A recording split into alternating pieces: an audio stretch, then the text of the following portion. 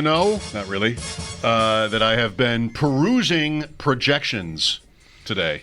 Perusing projections. Yes. I like that. That could be a store. Yes. Or a team name. A business, a team. Well, I mean, One Track Mind over there. Well, I need names. I need names for all these fantasy teams of mine. You need name for all these fantasy team of mine. You mean. Yes. I'm always open, as are you, to suggestions. Perusing projections. Starting with James Cook. It wasn't even that he made this list that people care about. It was more just like 3-day weekend. I know we're not to training camp yet, but it's a little bit closer. And what's going to happen there? Like, we still don't really know. There's been no step forward or back in terms of Cook. Like, he showed up for the mini camp, so there wasn't any sort of drama there other than like his actually showing up, which was mostly unexpected. And like, there isn't a contract either. When they left minicamp, I think the general consensus was anything could still happen here. Like, he could get a deal, he could not, he could show up, he could not for training camp. There's really no answer. That's right. And look, things could change. Maybe how he talked about what he would do come summertime, come training camp, because he did indicate he would be here. I don't think he unequivocally said he would definitely be participating, but I think he said he'd be here. But that could have been said back in, a few weeks ago with the expectation that something was going to happen between now and then. And if that doesn't happen, then, maybe anything could be back on the table. But like, as we start this week and begin the march through these couple of weeks between now and when training camp actually begins, I'd bet on him being here. I think the question will be at what level is he here? Is he holding in? Is he participating fully? What's his role here? But I would bet on him being here. Again, I don't have to be right about that. Something could change in his mind that he had some expectation, that hasn't happened yet between the Bills, mostly them coming to the table with maybe what he would consider a new, more respectful contract offer. But I'm betting. I bet right now I would bet on him being here. But I don't know that I'd want to put my name on he'll definitely be participating or not. Do you think he texted Brandon Beane as soon as the news came out? He was on that list. Just a sort of a, did you know about this? Want to make sure you knew about this. The Bills' social media people did. Yeah, they tweeted about it. So, just want maybe Cook in his way. That's not really fair. Is there some way to use an eyeball emoji here to... Did he do? I didn't know. I don't know. I don't think he. I didn't see any evidence that he was out there on the mean social media streets, quote tweeting or setting any sort of an agenda for us to interpret. I didn't catch any of that. Is being in the top 100 players leverage? Can that be a real question? Is that worth asking? Is it leverage to make this list? Might be. It could be something that could be brought up by the players' side and maybe summarily dismissed by the team. Great. Thanks for telling me. Wonder what the average annual salary of players on this list will be, though. I think Cook would take it. Whatever that number is, I bet he would take it. You're going to have veterans. Lowest salary, you mean? Average. Average, I see. You're going to have 10 quarterbacks who are making $40 million a year. Right. Guys around him, established edge rushers, offensive linemen, who have got corners who have gotten paid. He'd probably take the average dollar from this list. Not that it'll work like that. Yeah. I would bet it would exceed what he's even asking for, maybe in the end. I still think, what we talk about what hasn't changed. Like, there's been no official development here in either direction on this.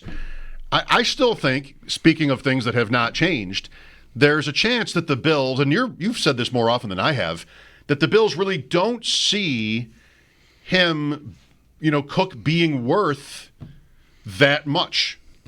They always say how much they love him. They can still love him. Mm-hmm.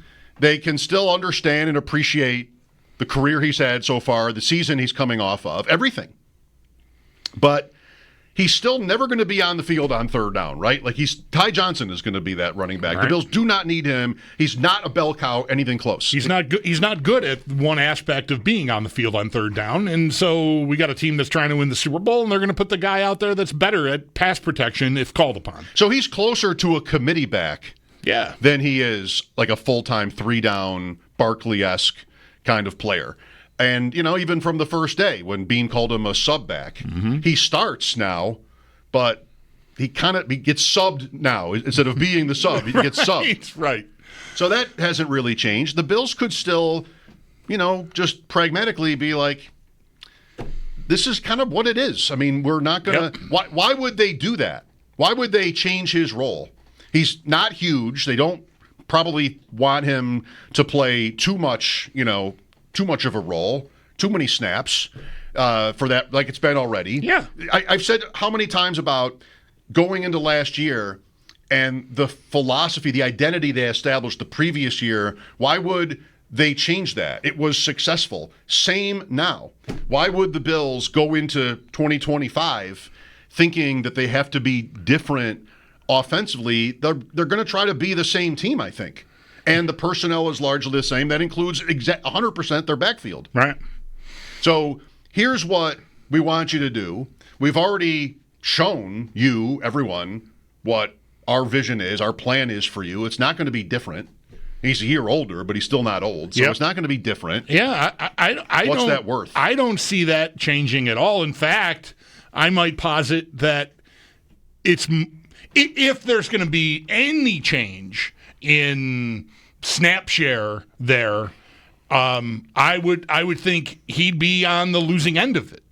That Ray Davis going into a second year might, the Bills might, in their own self-interest, might want to see what that looks like with a bigger role. And Ty Johnson was fantastic as the third down guy. I think that's your role, so I don't know that necessarily changes and eats into. But I guess I'm into Cook. But I could see a scenario where just, 3, 4, 5% change, like favoring Davis as opposed to Cook, just with the overall in mind. Yeah, and that includes a scenario where Cook has not gotten a contract extension. I think that could happen either way. If they found a number that is equitable, and because I'm sure the Bills would prefer to have the player be fully satisfied, or at least most of the way to satisfied for the season. But I also don't think they're going to do something that they don't believe in along the way. But even if they got somewhere with Cook on an agreement for 3 or 4 years, I could still see a scene where they're, let's make sure we're giving Davis opportunity here. He's newer, but not exactly younger by any, right? Is he? He's less than a year younger, right? I think. Even though they're separated by 3 drafts, or two drafts. Yeah, sorry.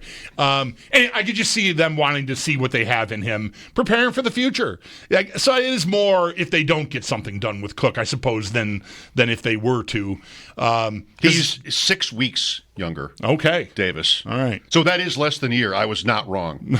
Right. But it's only 6 weeks. Yeah. They'll both be 26 during the season. So it's not, I don't think it's ideal, but I've thought all along here that the scenario I would bet on is him coming in and playing out the year. Again, the motivation for the Bills is there from a, keep everybody, satisfied, sort of keep the train moving. We don't need anyone thinking about hopping off because they're unhappy with their situation. You don't need that sort of filtering through the team in any way, shape, or form. But if the money just does not match, like if he doesn't want your $10 million a year because he wants 15, then I don't really know what else you're supposed to do other than cave into him, which I don't see them doing. And so I don't know. My favored scenario is the one I'm describing. This is what I've wanted the Bills to do all along, and I think we're trending that way. And you still don't think it's too risky? No, I don't. I think it happens. Guys play out their contracts all the time. So I don't think it has to be risky. I think the player should still be motivated to do his level best for himself and his teammates. Like those things can can intersect all you want. It's in his interest to have as good a year as he can have and then become a free agent. And, maybe it's a story that Bills' number one running back, James Cook, leaves team after Super Bowl win or something, but whatever. That's a chance I think. You would take that? That's a chance I think you got to be willing to take. 803-0550. Would you take the Bills win the Super Bowl, but James Cook leaves in 2026? That'd be a fun poll, because that's the kind of poll I would vote no to, just to be me. And I feel like half the people on Twitter would do that. It'd come in like 50-50. Right. Would you take a Super Bowl win if it meant losing Cook? Would you take a Super Bowl win if it meant losing Allen? Would be a good one. But anyway, I still also, among other things that have not changed in this, I still don't think the Bills will take that chance. And somehow we'll figure out a way to accommodate him that he will agree to. And that's years. You can look at running back so coldly that even the very best guys, we don't care if you're on the team next year at all. We'll just get somebody different and we'll block and they'll be good too. I mean, that's the coldest way you can do it. And I think that can be reasonable. But I think a team like this would always prefer not to do that. I mean, they like Cook. They love him. They insist upon it. They constantly tell. It's like they feel like it's mandatory to tell us how much they love Jimbo, right? So I think they will probably do that. He just has to go along. Like they're not going to give him anything he wants. So he has to accept it. And even his coming to minicamp adds for me to the assumption that they will make an agreement. But that could be wrong. 803-0550, what happens with Cook? So projections, haven't even gotten to them yet. Perusing.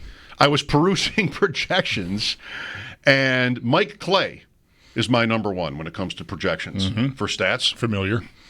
ESPN's Mike Clay. And I think you'll be impressed by this. Cook, 264 carries. Last year he had 207. 1,231 yards. That'd be a career high by like 100. And 12 rushing touchdowns. Wow, right? Yeah. 12. Yeah. Playing less than half the snaps. I don't know that Mike thinks that. I don't have a snap projection from him. He doesn't. I mean, he can't do it all. Nobody can do everything.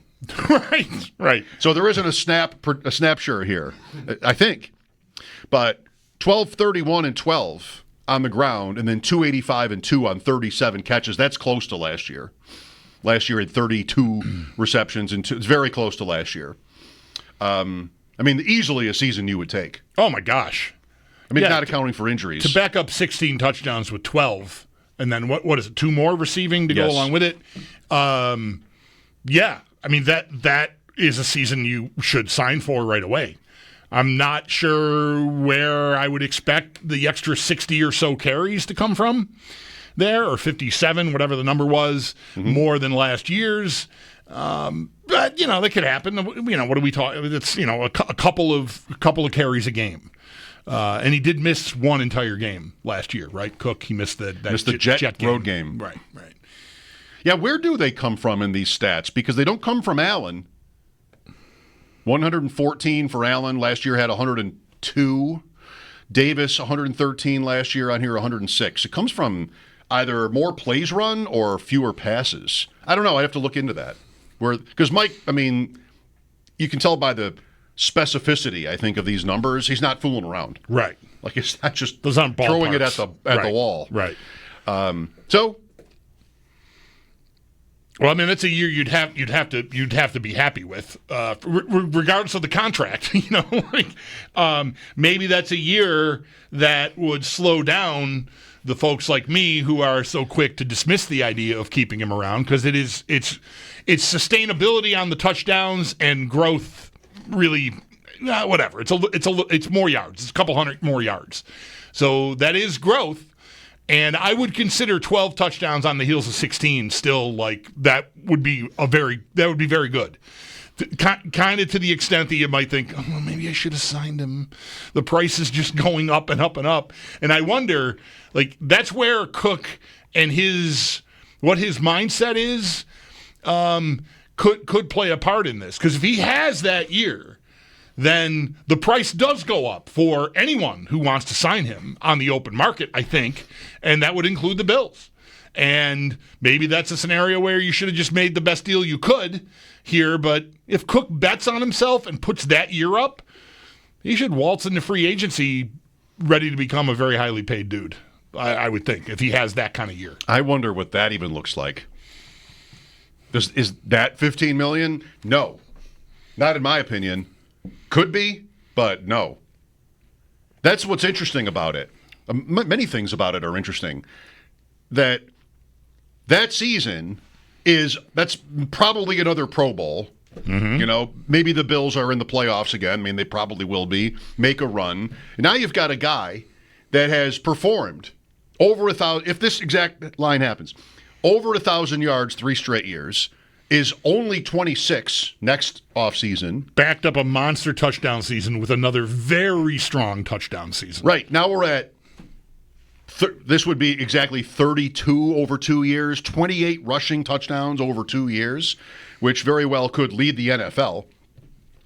And then he goes to free agency, and much the same as the Bills conversation, I think, it's, all right, now what? What is he? I mean, could you see somebody paying him like the Eagles and Ravens paid their guys? I could not. He's not going to play that much. Mm-hmm. He doesn't do that. So what's that worth in free agency? This is where I think, maybe why, I don't know. I don't think we're different on this, but I was going to say maybe why I think the Bills will, make a deal with him is this, from Cook's standpoint, is that even if he puts down that year, and this doesn't have fumbles in it or anything, but last year he fumbled once. Like, even if he puts down probably about the best case scenario season and goes to free agency off those 2 years put together at 26 years old, what then? I mean, maybe some terrible team. That's what I'm thinking. Incredible, and the Drought Bills might sign that running back for Bills. 3 years for $45 million, and there's your AAV, and okay, there it is. The Drought Bills totally would sign James Cook to a long-term deal. Yes, but you shouldn't. No, but it's not a compliment when Bulldog says that. No, it's certainly not. It's not a compliment. Yeah, some team would pay him. I mean, numbers always go up, too. Right. It's just not that different. Like, Cook, the Bills should think, I'm not in the room, of course, but they should think a $10 million per year-ish offer is good enough for this player. They should think that. And if they're wrong, he's nuts. I think it's very likely that they do think that, and thus no extension yet. Because he wants more than that. He's not found his way to settling for that figure yet. I'm just guessing at that, but you think the Bills would pay him that, and I do. Yeah, I do. I think they would pay him 10. Yeah. I wouldn't love it, but I also wouldn't want to burn stuff about it. It just wouldn't be optimal. 3 years, but I recognize that it's also not optimal to lose a player at peak or close to peak. Like, again, if he doubles down on last year and has the year that Mike Clay of ESPN is projecting for him, it's going to be harder to make the case that you shouldn't have paid him. I mean, obviously, it's just because he's duplicated. A part of not wanting to jump in with both feet on this idea has been you're buying at an all-time high here, 16 touchdowns last year. It's just, I doubt that is sustainable, but 12 would come awful close to that, and I think it would get harder to make my argument. Not saying it can't be done, but I think it gets harder. And another year goes by where he does that, and emotionally we get more attached to him too because he's good. Their offense is good, and he's scoring all the time. And it just his presence kind of grows, and you start to feel a little like I'm really gonna miss him. And the other shoulder, but he's a running back. It's okay. Yeah, it's fine. It'll all work out. 12 rushing touchdowns for 2025 from these projections, 10 players only had that many in 2024, including Cook and Allen, by the way. I mean, is that a record? 2 guys on one team combining for 28 rushing touchdowns in a season. I know it's 17 games now, but you think that's happened before? Like a Franco and Rocky Blyer kind of thing or something? Where right. The Dolphins guys or something in the 70s maybe. I don't know. I wonder, 28 rushing touchdowns between 2 players. The Bills, it was talked about how they ran for 30. That number that they got to in that game in New England was like a cool thing. 30 passing, 30 rushing. But the fact that 2 guys alone were 28 of the 30, that's crazy. I mean, not crazy, but yeah, like that's what I'm saying is, if it's like last year, that's top 10 in the league, right? And with all of these things with Cook, I'm always sort of hoping to find out what would happen. Like I was a little bit, honestly, like a little bit bummed that he showed up for minicamp because I wanted to see, right. Where it was headed. Where does it go from here? And it doesn't have to be any different that he did. Mm-hmm. That's kind of how it felt to me. He came to minicamp saying, I like money. I didn't want to get fined, so I'm here. And you don't really do anything at minicamp. So you're not going to lose a lot of weight at minicamp. Probably not. I'm pretty sure you're not going to be exhausted. So you might as well show up and not pay $40,000 a day in fines. Seems reasonable enough. Yeah. It does. Cook, 16 last year, tied for the league lead with Derrick Henry and Jahmyr Gibbs. And he did it on 118 fewer rushes than Henry. And 900 some fewer yards, by the way. So very efficient. Peak efficiency in terms of touchdown rushes last year. And Gibbs, by the way, I just found a team where 2 guys ran for 28 touchdowns. Last year's Lions. Right. Gibbs and Montgomery did it, 16 and 12. Wait, 27. Hurts and Barkley. How about that? 10 guys last year, 12 or more rushing touchdowns, and there are 3 pairs of teammates. If Lamar Jackson ever ran for touchdowns, there'd be 4, but he doesn't run around the goal line that often, and Henry had all of it.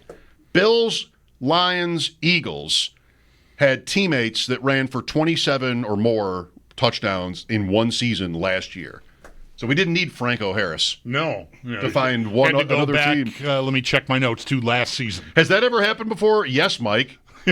3 times. Last year, it's right in front of you. It's right here on the screen. I can see it. 803-0550. Time for a little more perusing. I didn't do enough perusing. That's right. That's exactly right. I mentioned the Ravens. We'll talk about the Ravens. Jeremy